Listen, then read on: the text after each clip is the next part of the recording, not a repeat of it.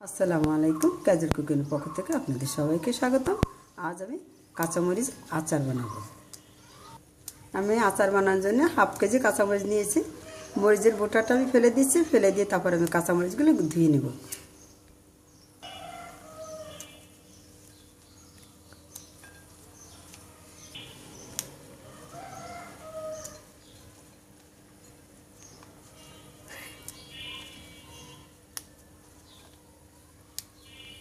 আমি মরিচগুলো ধুয়ে নিয়েছি, ধুয়ে কিচেন টিস্যুতে নিয়ে নিয়েছি, আর একটা টিস্যুতে মুছে নিয়েছি, তাহলে আর পানি থাকবে না মরিচে।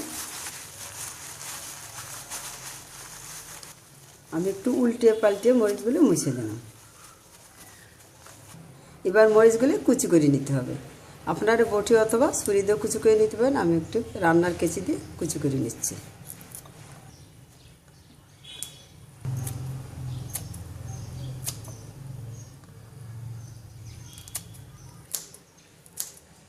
আমি অল্প কিছু মরিচ রেখে 3 ভাগের 2 ভাগ মরিচ আমি কুচি করে দিলাম, 1 ভাগ মরিচ আমি রেখে দিয়েছি।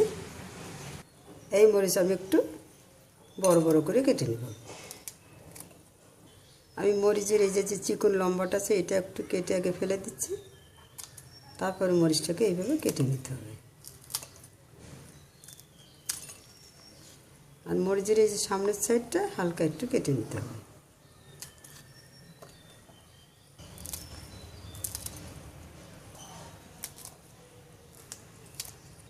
মশলাটা তৈরি করে নিতে হবে।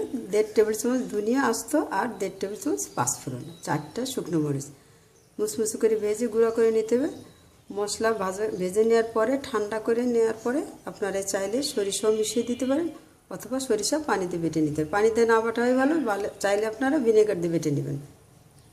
আমি এবার মরিচ মেখে নেওয়ার জন্য আমি 3টা মিডিয়াম সাইজের পেঁয়াজ কুচি করে নিয়েছি, বাটিতে নিয়ে নিচ্ছি। আমি দিয়ে দিচ্ছি 2 চা চামচ সরিষা বাটা, আমি একটু উঁচু করে নিয়েছি। দিয়ে দিচ্ছি পরিমাণ মতো হলুদ, লবণ, সামান্য একটু লাল মরিচের গুঁড়া দিয়ে দিলাম। আমি একটু তেঁতুল নিয়ে নিয়েছি, কয়েকটা তেঁতুল আমি একটু ছোটো ছোটো করে টুকরা করে নিয়েছি, দিয়ে দিলাম। 2-3টা জলপাই কুচি করে নিয়েছি, দিয়ে দিচ্ছি। আমি অর্ধেকটা পাঁচফোড়ন দিয়ে দিচ্ছি, আর অর্ধেকটা পাঁচফোড়ন রেখে দিয়ে দিচ্ছি। 1 চা চামচের মতো আমি ভিনেগার দিয়ে দিলাম।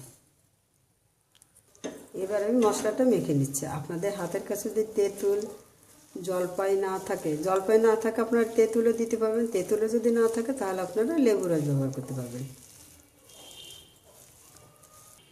একটু সরিষার তেল দিয়ে দিলাম 3 টেবিল চামচের মতো।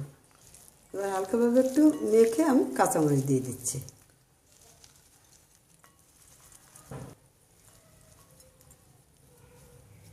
সামান্য চিনি দিয়ে দিচ্ছি। এবার সবাই নিয়ে ভালোভাবে মেখে নিতে হবে।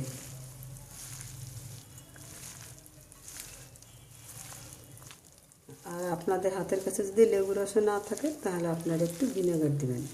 আমি 1 চা চামচের মতো ভিনেগার দিয়েছি, আপনারা একটু বাড়িয়ে দিয়ে মেখে নেবেন।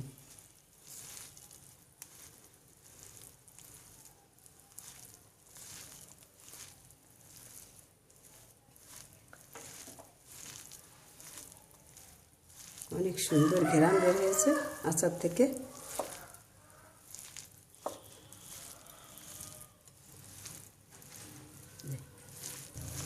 এইভাবে একটু ভালোভাবে উল্টে পাল্টে মেখে নিতে হবে।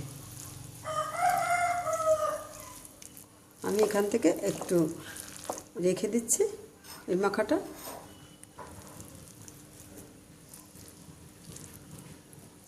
আমি একটা স্টিলের প্লেটে নিয়ে নিলাম আর পাতলা করে ছড়িয়ে দিচ্ছি।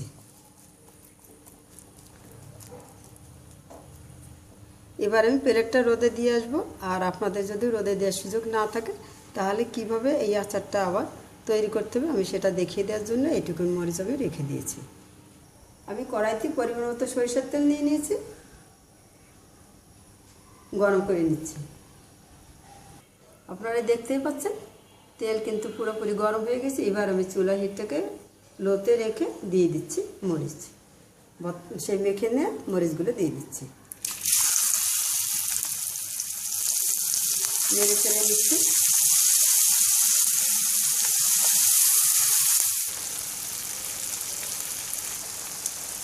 আপনারা চাইলে আচারের স্বাদও দেখে নিতে পারেন।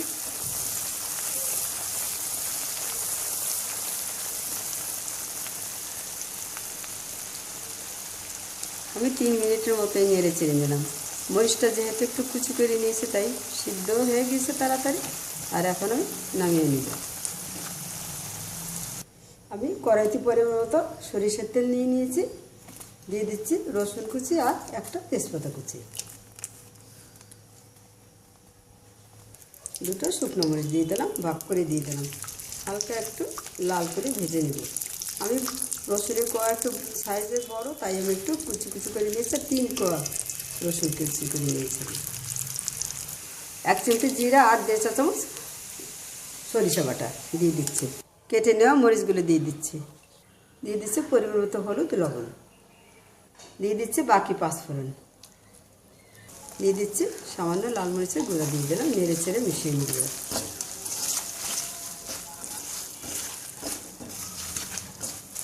চুলোর আঁচটা আমি মিডিয়াম লোতে রেখেই নেড়ে চেড়ে আচারটা বানিয়ে নেব। এবার আমি দিয়ে দিচ্ছি 1.5 চা চামচের মতো ভিনেগার। নেড়ে চেড়ে আচারটা বানিয়ে নিলাম।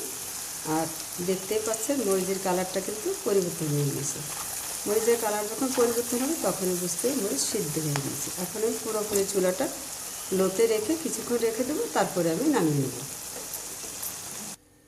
আমি রোদ থেকে সেই যে আচারটা আমি রোদে দিয়েছিলাম মরিচ মাখাটা, সেটা আমি নিয়ে চলে আসছি। আর আমি কিন্তু মাঝে 2 থেকে 3 বার নেড়েও দিয়েছি। বেশি সময় রোদে দেওয়া লাগবে না, বেশি সময় রোদে দিলে মরিচ আবার বেশি শক্ত হয়ে যাবে। মরিচ থেকে এমনি পানি শুকিয়ে গেছে, কিন্তু মরিচটা ভালো নয়। সামনে আমি দেখিয়ে দিলাম। আমি পরিমাণ মতো সরষের তেল গরম করে নিচ্ছি। আর আমি সেই আচারটা মরিচ মাখাটা আমি নিয়ে নিয়েছি বাটিতে, শুকনা মাখা মরিচটা।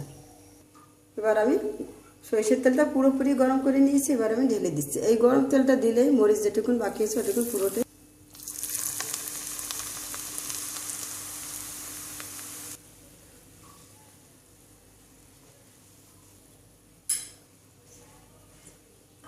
দেখতে পাচ্ছেন। গরম তেল দেওয়ার পরে কিন্তু মরিচের কালারটা অনেকটা পরিবর্তন হয়ে গেছে, বুঝতে হবে মরিচটা সিদ্ধ হয়ে গেছে। এবার আমি এইভাবে রেখে দিতে হবে, কিন্তু আমি আপনাদের দেখিয়ে দেওয়ার জন্য বয়েমে ভরে নিচ্ছি, শুকনা বয়েমে।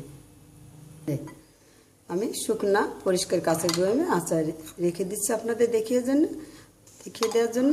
আচার যখন পুরোপুরি ঠান্ডা হবে তখন আচারের বয়েমের মুখটা বন্ধ করে তারপরে আচার রেখে দিতে হবে। আপনারা ফ্রিজে রেখেও খেতে পারবেন অনেকদিন, বাইরে রেখেও খেতে পারবেন অনেকদিন। আপনারা চাইলে এই ঝাল আচারটা সংরক্ষণ করেও রেখেও আপনারা খেতে, সব আচারই আপনারা সংরক্ষণ করে রেখে অনেকদিন খেতে পারবেন ডিপ ফ্রিজে। আর আপনারা চাইলে এই ঝাল আচারটা আপনারা যে কোনো ভাজির মধ্যে 1 চামচ করে দিয়ে রান্না করতে পারবেন, তাহলে কিন্তু সেই ভাজিটা অনেক মজা হবে খেতে।